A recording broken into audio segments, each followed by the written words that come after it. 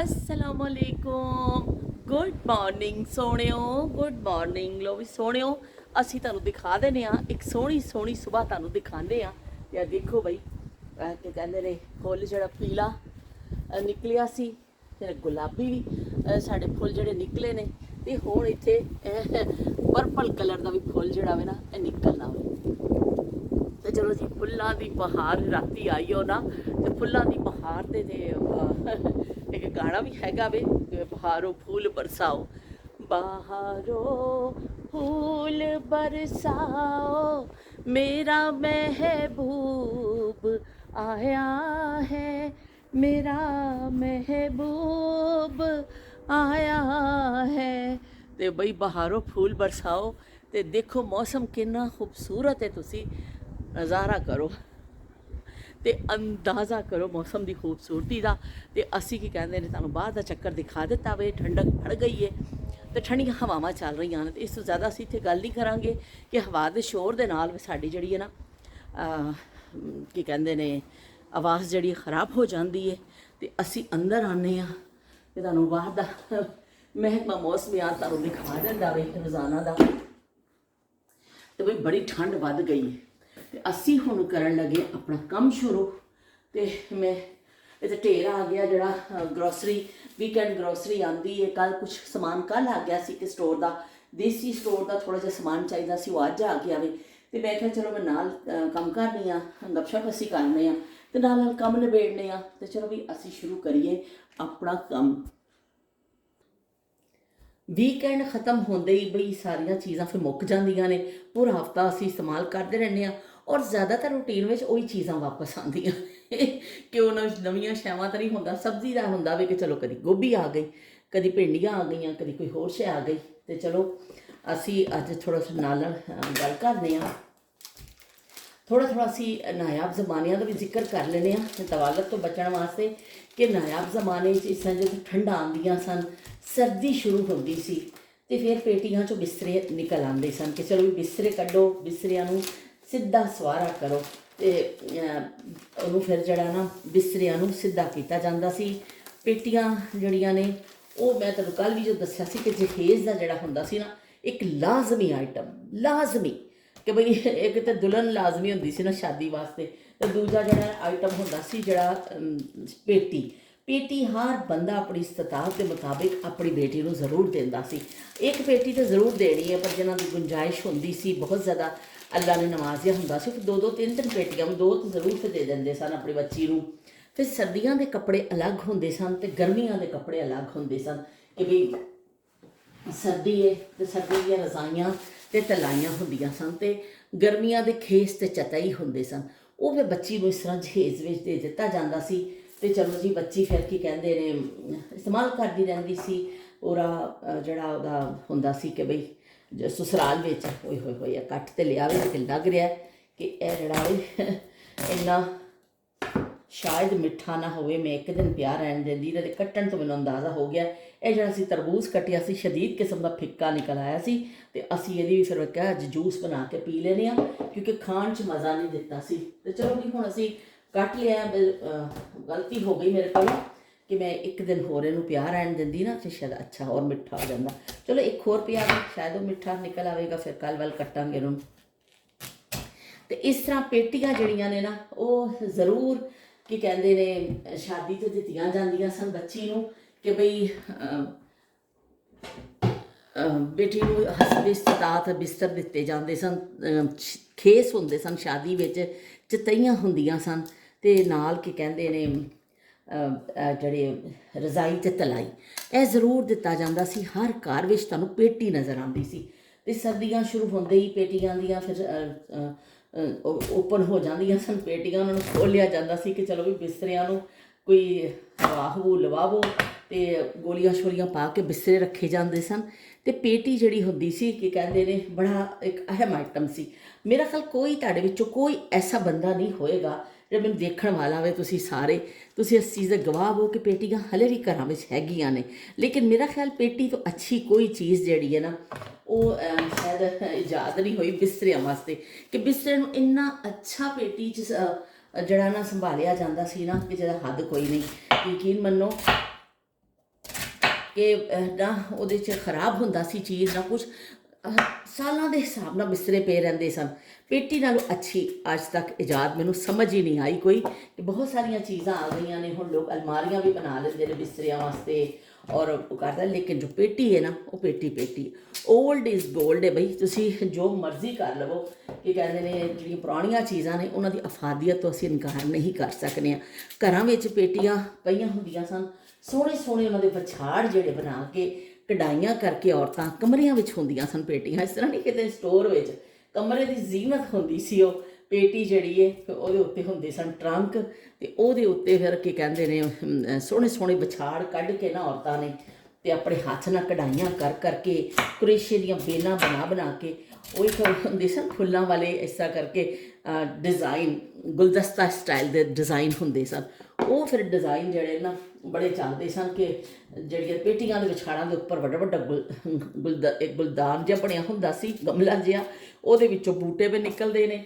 ਉਹ ਫਿਰ ਬੜੇ ਸੋਹਣੇ ਫੁੱਲ ਕੱਢ ਕੇ ਅਤੇ ਸੋਹਣੇ ਸੋਹਣੇ ਬਣਾਏ ਜਾਂਦੇ ਸਨ ਜਿਹੜੇ ਕੀ ਕਹਿੰਦੇ ਪੇਟੀਆਂ ਦੇ ਵਿਛਾੜ। ਅਤੇ ਕਮਰਿਆਂ 'ਚ ਪੇਟੀਆਂ ਨੂੰ ਰੱਖਿਆ ਜਾਂਦਾ ਸੀ ਸਾਫ਼ ਕਰਕੇ, ਮਤਲਬ ਉੱਤੇ ਟਰੰਕ ਹੁੰਦੇ ਸਨ। ਅੱਜ ਵੀ ਕਈ ਜਗ੍ਹਾ 'ਤੇ ਐਸਾ ਹੈਗਾ ਵੀ, ਮੈਂ ਦੇਖਦੀ ਹਾਂ, ਲੇਕਿਨ ਹੁਣ ਹਰ ਘਰ ਵਿੱਚ ਮੈਨੂੰ ਨਜ਼ਰ ਨਹੀਂ ਆਉਂਦੀ।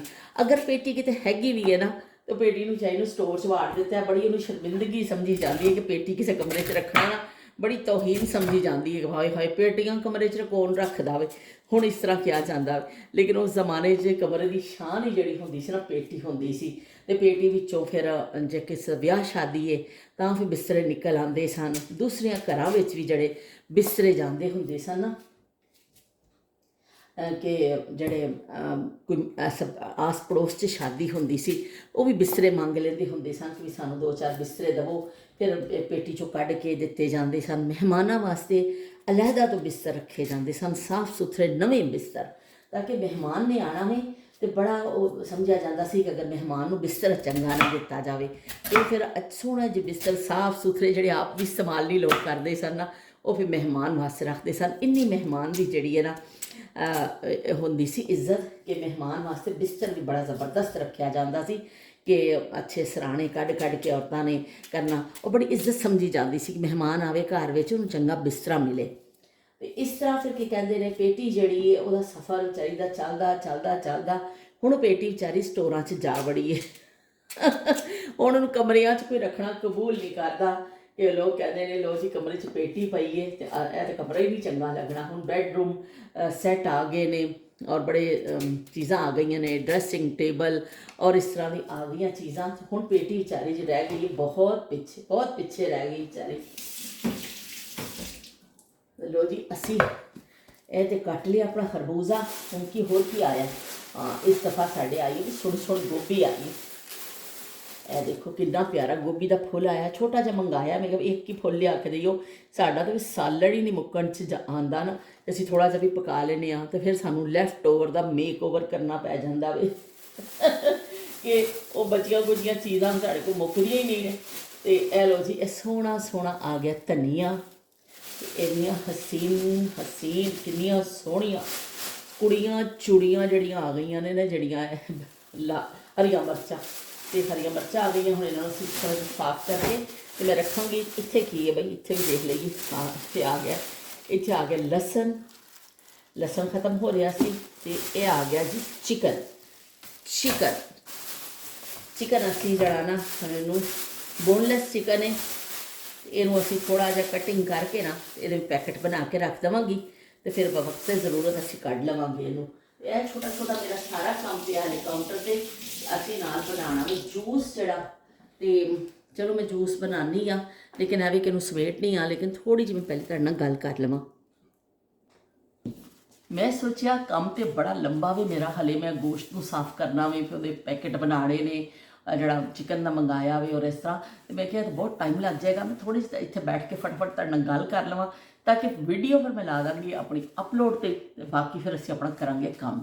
ਅਤੇ ਇਸ ਤਰ੍ਹਾਂ ਜੀ ਨਾਯਾਬ ਜ਼ਮਾਨੇ ਜਿਹੜੇ ਨੇ ਉਹ ਲੰਘ ਗਏ, ਜਦੋਂ ਬਿਸਤਰਿਆਂ ਦੇ ਬੜਾ ਚਾਹ ਹੁੰਦੇ ਸਨ, ਚਾਹ ਤੋਂ ਮੁਰਾਦ ਹੈ ਕਿ ਸਰਦੀ ਆਉਂਦੀ ਅਹਿਤਮਾਮ ਸ਼ੁਰੂ ਹੋ ਜਾਂਦਾ ਸੀ। ਹੁਣ ਵੀ ਅਹਿਤਮਾਮ ਹੈਗਾ ਵੇ, ਐਸੀ ਗੱਲ ਨਹੀਂ, ਆਖਰ ਰਜ਼ਾਈਆਂ ਤੇ ਲੋਕ ਅੱਜ ਵੀ ਲੈਂਦੇ ਨੇ, ਪਰ ਇਹ ਵੀ ਕਿ ਜਿਹੜਾ ਉਸ ਜ਼ਮਾਨੇ 'ਚ ਤਾਂ ਹੁੰਦਾ ਸੀ ਘਰ ਦੇ ਬਿਸਤਰ ਤੋਂ ਇਲਾਵਾ ਕਦੀ ਕੁਝ ਮਿਲਦਾ ਨਹੀਂ ਸੀ।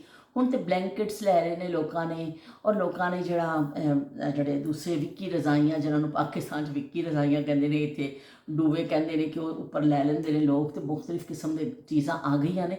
ਹੁਣ ਇੰਨਾ ਮਸਲਾ ਨਹੀਂ ਹੈ, ਲੇਕਿਨ ਉਸ ਜ਼ਮਾਨੇ ਵਿੱਚ ਫਿਰ ਬੜਾ ਹੁੰਦਾ ਸੀ ਕਿ ਬਈ ਅਸੀਂ ਬਿਸਤਰ ਨੂੰ ਸਾਫ਼ ਕਰੀਏ ਔਰ ਬਿਸਤਰ ਨੂੰ ਰੈਡੀ ਕਰੀਏ। ਸਰਦੀਆਂ ਦੀ ਤਿਆਰੀ ਵਿੱਚ ਜਿਹੜਾ ਸਭ ਤੋਂ ਅਹਿਮ ਕਦਮ ਹੁੰਦਾ ਸੀ ਨਾ, ਕਿ ਸਰਦੀਆਂ ਦੀ ਆਪਣੇ ਕੱਪੜਿਆਂ ਦੀ ਲੋਕਾਂ ਨੂੰ ਫਿਕਰ ਨਹੀਂ ਹੁੰਦੀ ਸੀ। ਅੱਜ ਕੱਲ੍ਹ ਤਾਂ ਇਹ ਹੁੰਦਾ ਹੈ ਕਿ ਹਾਏ ਕਿਹੜਾ ਸੂਟ ਲੈ ਲਈਏ, ਮਰੀਨਾ ਦਾ ਲੈ ਲਈਏ, ਅਤੇ ਲੀਲਨ ਦਾ ਸੂਟ ਲੈ ਲਈਏ, ਅਤੇ ਉਹ ਕੀ ਕਹਿੰਦੇ ਨੇ ਕੱਪੜੇ ਔਰਤਾਂ ਨੂੰ ਆਪਣੇ ਖਰੀਦਣ ਦੀ ਫਿਕਰ ਪੈ ਜਾਂਦੀ ਹੈ, ਬਿਸਤਰਾ ਸ਼ਿਸਤਰਿਆਂ ਦੀ ਫਿਕਰ ਨਹੀਂ ਹੁੰਦੀ। ਅਤੇ ਇਸ ਤਰ੍ਹਾਂ ਉਸ ਜ਼ਮਾਨੇ ਸਭ ਤੋਂ ਪਹਿਲੇ ਬਿਸਤਰਿਆਂ ਦੀ ਔਰਤਾਂ ਨੂੰ ਫਿਕਰ ਹੁੰਦੀ ਸੀ, ਸਾਡੀਆਂ ਮਾਵਾਂ ਨੂੰ, ਉਹਨਾਂ ਨੂੰ, ਅਤੇ ਉਹ ਬਸ ਉਹ ਕਹਿੰਦੀਆਂ ਸਨ ਕਿ ਛੇਤੀ ਛੇਤੀ ਬਿਸਤਰੇ ਸਵਾਰੇ ਕਰ ਲਈਏ, ਕਿ ਸਰਦੀ ਦੀ ਆਮਦ ਤੋਂ ਪਹਿਲੋਂ ਇਹ ਕੰਮ ਜਿਹੜਾ ਨਾ ਹਰ ਘਰ 'ਚ।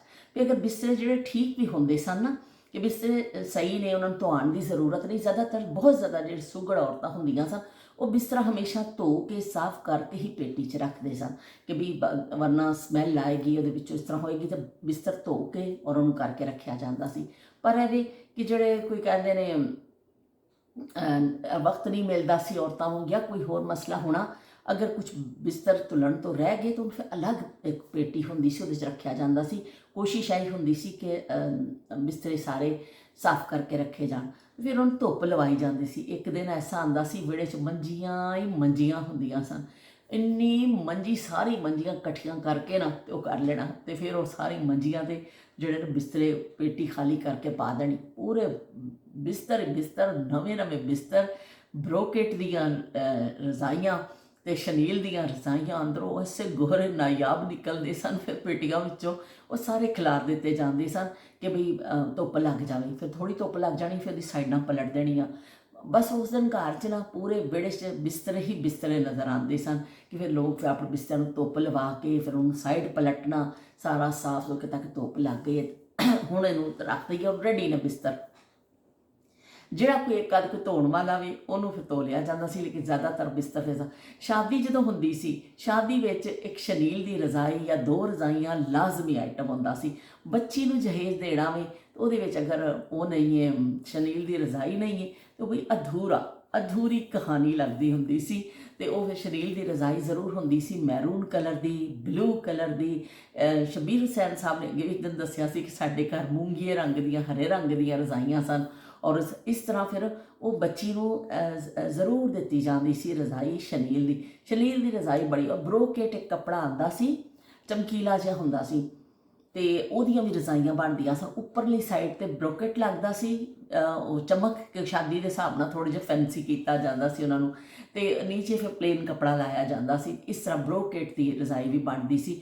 ਔਰ ਬਹੁਤ ਮੁਖਤਲਿਫ ਕੱਪੜੇ ਆਉਂਦੇ ਸਨ, ਲੇਕਿਨ ਸਭ ਤੋਂ ਅੱਛੀ ਉਹ ਰਜ਼ਾਈ ਹੁੰਦੀ ਸੀ ਕਾਟਨ ਦੀ ਰਜ਼ਾਈ, ਕਿ ਜਿਹੜਾ ਕਾਟਨ ਕੱਪੜੇ ਦੀ, ਤਾਂ ਕਿ ਆਰਾਮ ਨਾਲ ਨਿੱਘ ਆਵੇ। ਦੇਸੀ ਰੂਹ ਹੁੰਦਾ ਸੀ, ਇੰਨੇ ਅੱਛੇ ਉਹ ਬਿਸਤਰੇ ਹੁੰਦੇ ਸਨ ਕਿ ਤੁਸੀਂ ਲੈ ਕੇ ਲੇਟਦੇ ਸੌਣਾ ਤਾਂ ਵੀ ਨਿੱਘ ਆ ਜਾਂਦੀ ਸੀ। ਅਤੇ ਇਸ ਤਰ੍ਹਾਂ ਸ਼ਨੀਲ ਦੀ ਰਜ਼ਾਈ ਜਿਹੜੀ ਹੈ, ਉਹ ਮੇਰੇ ਖਿਆਲ ਕੋਈ ਸ਼ਾਦੀ ਐਸੀ ਨਹੀਂ ਹੋਏਗੀ, ਉਜ਼ਮਾ ਵੀ ਆਪਣਾ ਦੱਸਣਗੇ, ਸ਼ਬੀਰ ਹੁਸੈਨ ਵੀ ਦੱਸਣਗੇ, ਉਜ਼ਮਾ ਤੁਸੀਂ ਵੀ ਦੱਸੋਗੇ, ਔਰ ਸ਼ਮਾ, ਨਾਹੀਦ, ਤੁਸੀਂ ਸਾਰੇ ਮੇਰੇ ਦੋਸਤ, ਨਸੀਮਾ ਡਾਰ, ਕੇ ਬੇਗਮ, ਇਹ ਸਾਰੇ ਦੱਸਿਓ ਕਿ ਤੁਸੀਂ ਕਦੀ ਸ਼ਨੀਲ ਦੀਆਂ ਰਜ਼ਾਈਆਂ ਦੇਖੀਆਂ ਨੇ ਆਪਣੇ ਐਸੇ ਦਿਨਾਂ ਵਿੱਚ, ਕਿ ਜਦੋਂ ਤੁਸੀਂ ਛੋਟੇ ਸੌ ਜਾਂ ਥੋੜ੍ਹੇ ਜਿਹੇ ਬੜੇ ਸੌ, ਤੁਹਾਡੇ ਘਰ ਵਿੱਚ ਹੈਗੀ ਸੀ, ਜਾਂ ਕਿਸੇ ਨੂੰ ਸ਼ਾਦੀ 'ਤੇ ਮਿਲੀ ਹੋਵੇ।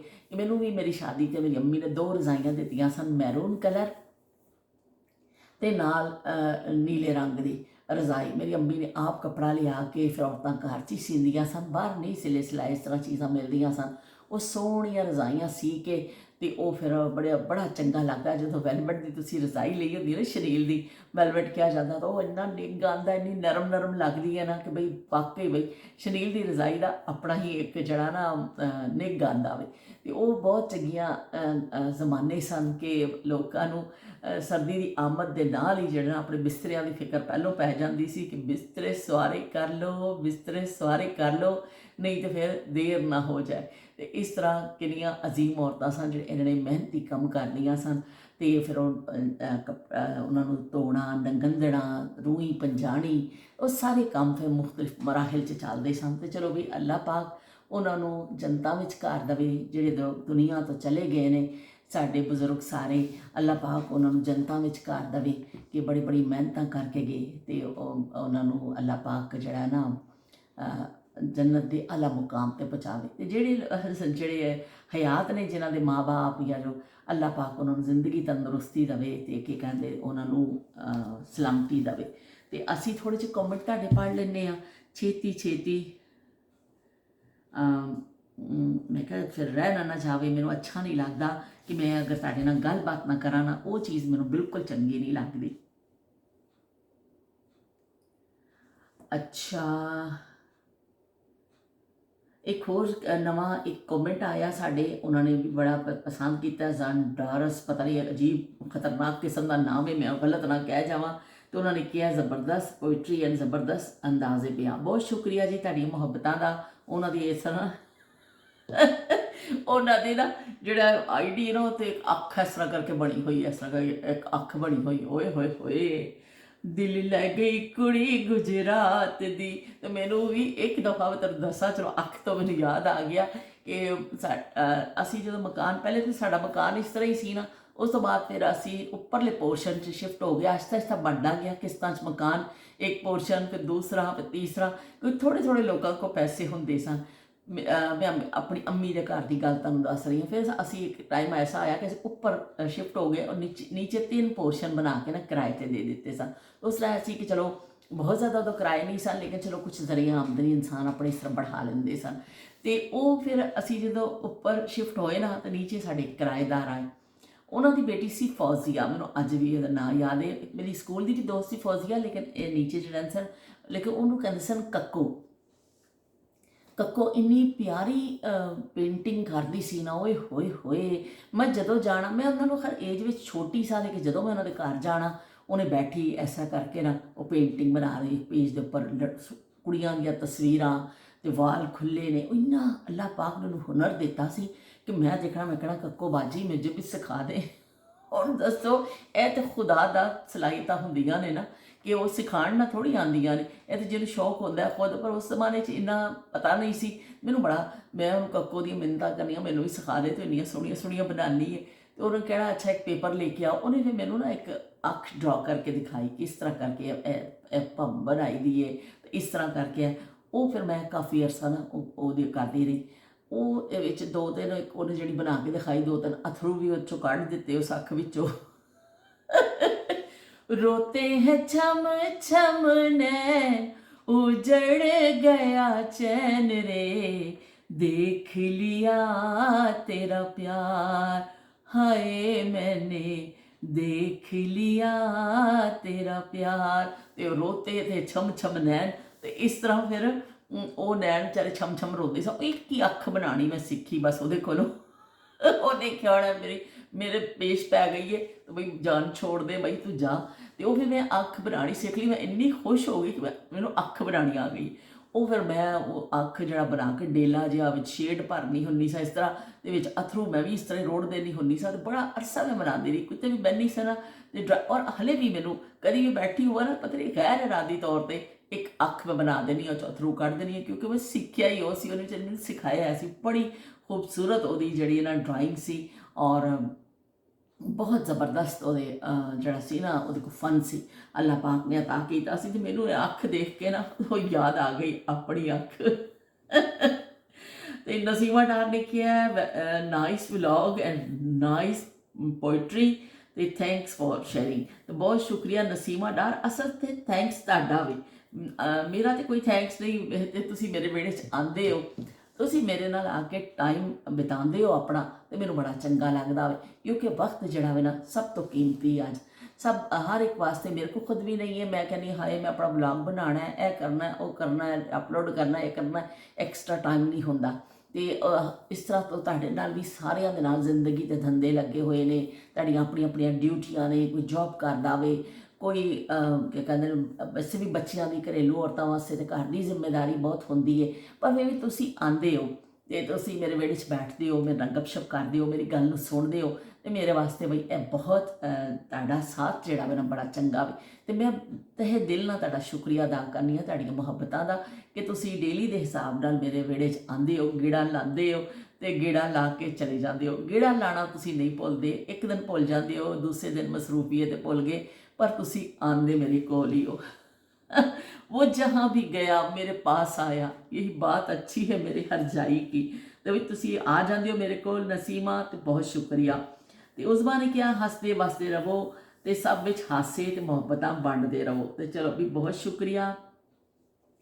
इंशाल्लाह उस्मा कहने इंशाल्लाह भाईजान जल्द मुकम्मल शफायाब हो जाएंगे इंशाल्लाह जी, इंशाल्लाह ज़रूर। तो उस्मा ने तो भी हद ही मुका देती है तारीफ वाली, कहती हमारी प्यारी बाजी एक सुगड़ सियानी खतून होए होए, अच्छी कुक, एक सिंगर, अब शायरा, मोटिवेशनल स्पीकर भी है माशाल्लाह, बेहतरीन पैकेज। तो बहुत शुक्रिया उस्मा तुहाड़ियां मुहब्बतां दा कि तुसीं इन्ना कुछ मैनूं कर दिता होवे कि बस वो कहते ना कि थोड़ा जिहा बस असी आपस में गपशप करने आ। अगर मैं वो कहते ना कि थोड़ी जी तुसी भी सारे दिन तो बाद आंदे हो, थके हुए होंदे हो, इंसान का दिल चाहता है कि असी थोड़ा जिहा कुछ अच्छी अपने जहन नूं फ्रैश करिए, कोई अच्छा करिए। तो फिर वो अगर मैं भी इस तरह ही लग जाऊँगी ना तो थोड़ा तुसी भी बोर हो जाओगे। तो थोड़ा हंसी मजाक विच गल कर लेने आ तो चंगा लगता है। और कुछ मेरी तबीयत भी ऐसी है कि मैनूं हंसी मजाक करना चंगा लगता। मैं बाद दफा किसी नवे बंदे नाल भी कर देनी हाँ, बाद फिर मैंने बड़ी शर्मिंदगी होती है कि हाँ हाए वो की कहता होएगा कि मैं उन्हें इसका मजाक कर दिता। लेकिन मेरी एक आदत है ना, तो उस तो फिर मैं रह नहीं सकनी है, वो कुछ ना कुछ मजाक किसी ने कर देनी है। तो बस भी चलो ठीक है, बहुत शुक्रिया। तुसीं इन्नियां सारियां चीज़ां मेरे जड़ियां बयान कर दित्तियां, इन्ने तो पता नहीं सुगड़ापा देनियां शैवां हैगियां ने कि नहीं हैगियां, लेकिन बहरहाल तुहाडीआं मुहब्बतां दा बड़ा शुक्रिया। तो शबीर हुसैन साहब कहते पे ने अस्सलाम वालेकुम। वालेकुम अस्सलाम शबीर हुसैन साहब, कैसे हो तुसी? अल्लाह ताला सब बीमारां नूं शफाए कुल्ली अता फरमाए ते अंकल जी नूं भी सेहत कामला अता फरमाए, आमीन। असी अमरीका आके भी अमरीकी नहीं होए, ना पैन केक की आदत होई है तो ना वॉफल्स की, बस कभी कदार खा लेने ते बई जबरदस्त जबरदस्त बई बंदा वो है जोड़ा अपना पिछा ना भुले। बहरहाल जिथे जाते हो, जिस मुल्क रहते हो, फिर बहुत बहुत ज़्यादा तो नहीं, असी भी इतने के खाने बहुत असी अपने देसी खाने खाने, लेकिन जिवें पैन केक हो गया कभी खा लिया, कभी इस तरह वॉफल्स भी बच्चे खाते हैं तो एक आध दफ़ा चख लेने। तो असी अपने उपर जड़ा है ना वो नहीं चढ़ाया कि बिल्कुल जड़ा असी देसी स्टाइल ही है। और अपने आप तो फखर होना चाहिए वे, जोड़ा बंदा अपना पिछा भुल जाता वे ना तो वो बस वो बंदा नहीं जे बई कि अपना पिछा कदे नहीं भुलना चाहिए। असी सारे जिस माहौल दे रहे हाँ, जिन्हां महल्लियां च पले बड़े हाँ, जो असी खाने खाधे ने, जो असी माहौल देखे ने, असी ओदी गल्लां करनियां ने, सानूं ओही चंगा लगदा वे। ते इह वे कि बहरहाल बच्चे साडे भी बच्चे कदी खांदे ने, असी नाल इस तरह खा लैंदे आं, लेकिन उहदी रूटीन नहीं बनाने आ कि अपना जिहड़ा ना कदी कदार खा लो, पर अपने उपर एक रंग ना चढ़ा लो। कुछ लोग मैं ऐसे देखे ने ना मुल्कां च आके अपने रंग ते करना अपने नां वटा लेंदे ने, अपने नां दा एक निकनेम बना लेंदे ने कि साडा इन्हां वर्गे नां रख लेंदे ने। मैनूं बड़ी हैरानगी हुंदी है। और कई मैं फैमिलियां नूं देख रही हूँ बिल्कुल अपनी जुबान च गल नहीं करते हैं, घर में भी सारा दिन अंग्रेजी चलती है, बच्चों के नाल भी अपनी जुबान जरूर सिखानी चाहिए बच्चों को कि तुसी कहते हैं बेशक बच्चे पढ़न लिखन दुनिया च अगे जान, लेकिन अपनी जुबान या अपना लिबास या अपनी सकाफत या अपना की कहते हैं रहन सहन कोई शर्मिंदगी का बायस नहीं होता कि तुसी हर मुल्क के अपना रहन सहन होंदा है, हर इलाके का अपना एक रहन सहन होंदा, खाण पीण का तरीका होंदा है, उहदे विच तुहानूं कोई शर्म की गल नहीं होनी चाहिए। मेरा बहुत चंगा भी मैं तुहाडे नाल हाँ। कलिया ना जाना साडे नाल नाल चलो जी, कलिया ना जाना साडे नाल नाल चलो जी, बुराए जमाना साडे नाल नाल चलो जी, कलिया ना जाना साडे नाल नाल चलो जी। आईया जवानियां बड़ियां कहानियां, मिल गईयां दिलां प्यार दिया दिलां नूं निशानियां, हथ ना छुड़ाना साडे नाल नाल चलो जी, कलिया ना जाना साडे नाल नाल चलो जी, कलिया ना जाना साडे नाल नाल चलो जी। ਇਹ ਗਾਣਾ ਵੀ ਬੜਾ ਵੀ ਮਸ਼ਹੂਰ ਹੋਇਆ ਸੀ, ਪਤਾ ਨਹੀਂ ਮੇਰੇ ਦਿਮਾਗ 'ਚ ਕਿੱਥੋਂ ਆ ਗਿਆ। ਉਸ ਬਸ ਸਹੀ ਕਹਿੰਦੀ ਕਿ ਗਾਣਿਆਂ ਦਾ ਕਿ ਕੰਪਿਊਟਰ ਹੈ ਤੇ ਪਤਾ ਨਹੀਂ ਕੀ ਇਨਸਾਈਕਲੋਪੀਡੀਆ ਉਸ ਬਾਰੇ ਕੀ ਨਾਂ ਦਿੱਤਾ ਵੇ। ਓਏ ਹੋਏ ਹੋਏ, ਵਾਕਈ ਮੈਨੂੰ ਬਿਲਕੁਲ ਅੰਦਾਜ਼ਾ ਨਹੀਂ ਸੀ ਕਿ ਇਸ ਮੌਕੇ 'ਤੇ ਮੇਰਾ ਗਾਣਾ ਯਾਦ ਆ ਜਾਏਗਾ। ਗੱਲ ਕਰਦੇ ਕਰਦੇ ਮੈਨੂੰ ਯਾਦ ਆ ਗਿਆ। ਤੇ ਸੋਹਲਤ ਹੁਸੈਨ ਨੇ ਵੀ ਬੜਾ ਪਸੰਦ ਕੀਤਾ ਵੇ। ਤੇ ਨਾहिद महमूद कह रहे ने हमेशा की तरह बेहतरीन व्लॉग बाजी, आप सबका नाम लेकर कमेंट्स पढ़ती है तो बड़ा दोबारा कमेंट करने का करना अच्छा लगता है। बहुत शुक्रिया जी नाहिद, ਤੁਹਾਡੀ ਮੁਹੱਬਤਾਂ ਦਾ। ਤੇ ਬਈ ਨਾਂ ਲੈ ਕੇ ਕਰਨਾ। ਜਦੋਂ ਤੁਸੀਂ ਮੈਨੂੰ ਕੀ ਕਹਿੰਦੇ ਨੇ ਮੁਖਾਤਿਬ ਕਰਦੇ ਹੋ, ਤੁਸੀਂ ਮੈਨੂੰ ਇੰਨਾ ਪਿਆਰ ਨਾਲ ਬਾਜੀ ਕਹਿੰਦੇ ਹੋ ਤੇ ਫਿਰ ਕੀ ਕਹਿੰਦੇ ਨੇ ਜਾਂ ਮੈਨੂੰ ਟਾਈਮ ਦਿੰਦੇ ਹੋ, ਤੇ ਮੈਨੂੰ ਵੀ ਚੰਗਾ ਲੱਗਦਾ ਹੈ ਕਿ ਤੁਸੀਂ ਮੇਰੇ ਵਿਹੜੇ 'ਚ ਆਏ ਹੋ। ਇਹ ਮਤਲਬ ਇਹ ਹੀ ਹੈ ਨਾ ਕਿ ਤੁਸੀਂ ਮੇਰੇ ਨਾਲ ਗੱਲ ਕੀਤੀ ਹੈ ਤੇ ਮੈਂ ਤੁਹਾਡੀ ਗੱਲ ਦਾ ਜਵਾਬ ਹੀ ਨਾ ਦੇਵਾਂ। ਬਸ ਵੀ ਮੈਂ ਕਹਾਂ ਮੈਨੂੰ ਕਲਿੱਕ ਮਿਲ ਗਿਆ ਵੇ ਤੇ ਬਸ ਬਈ ਠੀਕ ਹੈ, ਲੱਗੇ ਰਹਿਣਾ ਮੁੰਨਾ ਭਾਈ। ਤੇ ਮੈਂ ਬਸ ਸੋਚ ਰਹੀ ਹਾਂ, ਯਕੀਨ ਮੰਨੋ ਮੈਂ ਤੁਹਾਨੂੰ ਕਿ ਮੈਂ ਅਗਰ ਮੈਨੂੰ ਬਹੁਤ ਜ਼ਿਆਦਾ ਕਮੈਂਟ ਆਉਣ ਲੱਗੇ, ਕਦੀ ਮੈਂ ਨਾ ਪੜ੍ਹ ਸਕੀ, ਪਤਾ ਨਹੀਂ ਉਹ ਟਾਈਮ ਕਦੀ ਆਏਗਾ ਕਿ ਨਹੀਂ, ਲੇਕਿਨ ਨਹੀਂ, ਫਿਰ ਮੈਂ ਕਹਿੰਦੀ ਹਾਂ ਨਹੀਂ, ਮੈਂ ਆਪਣਾ ਇਹ ਸਿਲਸਿਲਾ ਜਾਰੀ ਰੱਖਾਂਗੀ। ਜ਼ਿਆਦਾ ਤੋਂ ਜ਼ਿਆਦਾ ਕਮੈਂਟ ਵੀ ਆਉਣਗੇ ਤੇ ਅਸੀਂ ਆਪਣਾ ਸਿਲਸਿਲਾ ਜਾਰੀ ਰੱਖਾਂਗੇ, ਬਲਕਿ ਅਸੀਂ ਬੈਠ ਕੇ ਇਸ ਤਰ੍ਹਾਂ ਹੀ ਗੱਲ ਕਰਿਆ ਕਰਾਂਗੇ। ਮੈਨੂੰ ਜ਼ਿਆਦਾ ਅੱਛਾ ਇਹ ਹੀ ਲੱਗਦਾ ਵੇ ਕਿ ਅਸੀਂ ਬੈਠ ਕੇ ਗੱਲ ਕਰੀਏ, ਗੱਪਸ਼ਪ ਕਰੀਏ, ਕੋਈ ਹਾਲਾਤ ਹਾਜ਼ਰਾ ਦਾ ਕਰੀਏ, ਕੁਛ ਹੋਰ ਗੱਲ ਕਰੀਏ। ਤੇ ਇਸ ਤਰ੍ਹਾਂ ਦੀ ਗੱਲਬਾਤ ਕਰਨਾ ਮੈਨੂੰ ਜ਼ਿਆਦਾ ਚੰਗਾ ਲੱਗਦਾ ਵੇ ਬਨਿਸਬਤ ਇਸ ਦੇ ਕਿ ਮੈਂ ਉਹ ਦਿਖਾਵਾਂ ਕਿ ਮੈਂ ਪਕਾ ਰਹੀ ਹਾਂ, ਕਰ ਰਹੀ ਹਾਂ। ਲੇਕਿਨ ਉਹ ਥੋੜ੍ਹਾ ਬਹੁਤ ਫਿਰ ਮੈਨੂੰ ਕਰਨਾ ਪੈਂਦਾ ਕਿ ਕੁਛ ਮੁਖਤਲਿਫ ਲੋਕਾਂ ਦੀ ਮੁਖਤਲਿਫ ਆਰਾ ਆਉਂਦੀ ਹੈ ਕਿ ਨਹੀਂ ਜੀ, ਤੁਸੀਂ ਜੈਸੇ ਕੇ ਬੇਗਮ ਕਹਿੰਦੇ ਨੇ ਤੁਸੀਂ ਕੁਕਿੰਗ ਦਿਖਾਓ। ਹਾਲਾਂਕਿ ਮੇਰੀ ਮਾਨਾ ਕੁਕਿੰਗ ਦੇਖ ਕੇ ਜੇ ਕੁੱਕ ਦੇਖ ਲੈਣ ਨਾ ਤਾਂ ਉਹ ਵਿਚਾਰੇ ਵੈਸੇ ਹੀ ਖੁਦਕੁਸ਼ੀ ਕਰ ਲੈਣ ਮੇਰੀ ਕੁਕਿੰਗ ਦਾ ਜਿਹੜਾ ਹਾਲ ਹੈ। ਪਰ ਇਹ ਵੇ ਕਿ ਚਲੋ ਠੀਕ ਹੈ, ਜੋ ਅਗਰ ਕੋਈ ਇੱਕ ਬੰਦਾ ਵੀ ਕਹਿ ਰਿਹਾ ਤਾਂ ਵੀ ਮੇਰੇ ਵਾਸਤੇ ਤਾਂ ਉਨਾ ਹੀ ਮੁਅੱਜ਼ਜ਼ ਹੈ ਨਾ ਕਿ ਜਿਹੜਾ ਮੇਰੇ ਵਿਹੜੇ 'ਚ ਆਉਂਦਾ, ਮੈਨੂੰ ਟਾਈਮ ਦਿੰਦਾ, ਮੈਨੂੰ ਫਰਮਾਇਸ਼ ਕਰਦੇ ਨੇ। ਤੇ ਬਈ ਆਪ ਕੀ ਫਰਮਾਇਸ਼ ਸਰ ਆਂਖੋਂ ਪਰ। ਤੇ ਅਸੀਂ ਕੀ ਕਹਿੰਦੇ ਨੇ ਹੁਣ ਇਜਾਜ਼ਤ ਚਾਹਨੀ ਹੈ ਤਵਾਲਤ ਤੋਂ ਬਚਣ ਵਾਸਤੇ। ਫਿਰ ਮੈਂ ਹੁਣ ਸਾਰਾ ਮੇਰਾ ਕੰਮ ਵੀ ਬਾਕੀ ਹੈ ਤੇ ਅੱਜ ਜਿਹੜਾ ਵੀਕਐਂਡ ਹੈ ਅਸੀਂ ਰਾਫੇ ਹਾਊਸ ਵੀ ਜਾਣਾ ਵੇ ਤੇ ਅੱਜ ਅਸੀਂ ਉੱਥੇ ਇਨਵਾਈਟਡ ਆ। ਖਾਣਾ ਮੈਂ ਕੁਝ ਪਕਾਣਾ ਨਹੀਂ, ਬਸ ਇਹ ਸਮੇਟ ਕੇ ਨਾ ਤੇ ਖਰਬੂਜ਼ਾ ਅਸੀਂ ਹੁਣ ਖਾਵਾਂਗੇ ਜਿਹੜਾ ਕੱਟ ਲਿਆ ਵੇ। ਤੇ ਉਸ ਤੋਂ ਬਾਅਦ ਫਿਰ ਅਸੀਂ ਸ਼ਾਮ ਨੂੰ ਜਾਣਾ ਰਾਫੇ ਹਾਊਸ, ਉੱਥੇ ਪਕੜੀ ਬਰਿਆਨੀ ਤੇ ਅਸੀਂ ਖਾਣੀ ਬਰਿਆਨੀ। ਤੇ ਬਈ ਅਸੀਂ ਹੁਣ ਜਲਦੀ ਆਪਣਾ ਅਪਲੋਡ ਵਗੈਰਾ ਕਰ ਲਈਏ, ਕੰਮ ਕਰ ਲਈਏ ਤੇ ਫਿਰ ਤੁਹਾਡੇ ਨਾਲ ਕੱਲ ਮਿਲਨੇ ਆ। ਕਮੈਂਟ ਕਰਨਾ ਨਾ ਭੁੱਲਿਓ, ਕਮੈਂਟ ਜ਼ਰੂਰ ਕਰਿਓ। ਤੁਸੀਂ ਕਮੈਂਟ ਕਰਦੇ ਹੋ ਤੇ ਫਿਰ ਇੱਕ ਜਿਹੜਾ ਨਾ ਸਾਡਾ ਸਿਲਸਿਲਾ ਜੋੜਦਾ ਵੇ। ਤੇ ਬਿਲਕੁਲ ਜੀ, ਮੈਨੂੰ ਇੱਕ ਦਫਾ ਫਿਰ ਤੁਹਾਡੇ ਸਾਰਿਆਂ ਦੀ ਮੁਹੱਬਤਾਂ ਦਾ ਮੈਂ ਸ਼ੁਕਰੀਆ ਅਦਾ ਕਰਨੀ ਆ ਕਿ ਤੁਸੀਂ ਸਾਰੇ ਮੇਰੇ ਵਿਹੜੇ 'ਚ ਆ ਜਾਂਦੇ ਹੋ। ਤੇ ਦੇਖੋ ਵੀ ਅੱਜ ਤੇ ਮੈਂ ਲੰਮਾ ਜਿਹਾ ਇੱਕ ਲਾਕਟ ਵੀ ਪਾ ਕੇ ਬੈਠੀ ਆ। ਇਹ ਤੇ ਦਿਖਾਇਆ ਹੀ ਨਹੀਂ ਤੁਹਾਨੂੰ। ਮੈਂ ਉੱਪਰ ਗਈ ਨਾ ਕੱਪੜੇ ਚੇਂਜ ਕਰਨ ਵਾਸਤੇ ਤੇ ਮੈਨੂੰ ਇਹ ਨਜ਼ਰ ਆ ਗਿਆ, ਇਹ ਮੈਂ ਕਤਰ ਤੋਂ ਲਿਆ ਸੀ ਤੇ ਮੈਂ ਕਿਹਾ ਚਲੋ ਵੀ ਪਾ ਹੀ ਲੈਂਦੀ ਹਾਂ, ਪਤਾ ਨਹੀਂ ਨਜ਼ਰ ਆਵੇ ਨਾ ਆਵੇ, ਲੇਕਿਨ ਪਾ ਲੈਂਦੀ ਹਾਂ। ਕਦੀ ਕਦੀ ਕਹਿੰਦੇ ਨੇ ਸ਼ੌਕ ਦਾ ਕੋਈ ਮੁੱਲ ਨਹੀਂ ਹੁੰਦਾ। ਬਚਪਨ ਦੀਆਂ ਯਾਦਾਂ ਵੀ ਬੰਦਾ ਸ਼ੇਅਰ ਕਰ ਲੈਂਦਾ ਵੇ। ਇਸ ਤਰ੍ਹਾਂ ਯਾਦ ਆ ਜਾਂਦੀਆਂ ਬਚਪਨ ਦੀਆਂ ਯਾਦਾਂ, ਜਦੋਂ ਅਸੀਂ ਕੋਈ ਐਸਾ ਹਾਰ ਮਿਲ ਜਾਂਦਾ ਹੁੰਦਾ ਸੀ, ਫੜ ਕੇ ਐਸਾ ਐਸਾ ਕਰਕੇ ਸਹੇਲੀਆਂ ਨੂੰ ਦਿਖਾਉਂਦੇ ਹੁੰਦੇ ਸਾਂ ਤੇ ਉਹ ਵਕਤ ਵੀ ਯਾਦ ਆ ਜਾਂਦਾ ਵੇ। ਤੇ ਚਲੋ ਜੀ ਫਿਰ ਮਿਲਦੇ ਹਾਂ ਇਨਸ਼ਾਅੱਲਾ ਇੱਕ ਨਵੀਂ ਗੱਲ ਦੇ ਨਾਲ, ਨਵੀਂ ਯਾਦ ਦੇ ਨਾਲ। ਮੈਨੂੰ ਤੁਹਾਡੇ ਕਮੈਂਟਸ ਦਾ ਇੰਤਜ਼ਾਰ ਰਹੇਗਾ। ਕੋਈ ਨਵਾਂ ਦੇਖੇ ਤੇ ਅਗਰ ਉਹਦਾ ਦਿਲ ਮੰਨੇ ਤੇ ਸਬਸਕ੍ਰਾਈਬ ਵੀ ਕਰ ਦੇਵੇ ਤੇ ਨਾਲੋਂ ਨਾਲ ਤੁਸੀਂ ਲਾਈਕ ਕਰ ਦਿਆ ਕਰੋ। दिले उम्मीद तोड़ा है किसी ने, दिले उम्मीद तोड़ा है किसी ने, सहारा दे के छोड़ा है किसी ने। मैं उन शीशागरों से पूछता हूँ, मैं उन शीशागरों से पूछता हूँ कि टूटा दिल भी जोड़ा है किसी ने, कि टूटा दिल भी जोड़ा है किसी ने, दिले उम्मीद तोड़ा है किसी ने, सहारा दे के छोड़ा है किसी ने।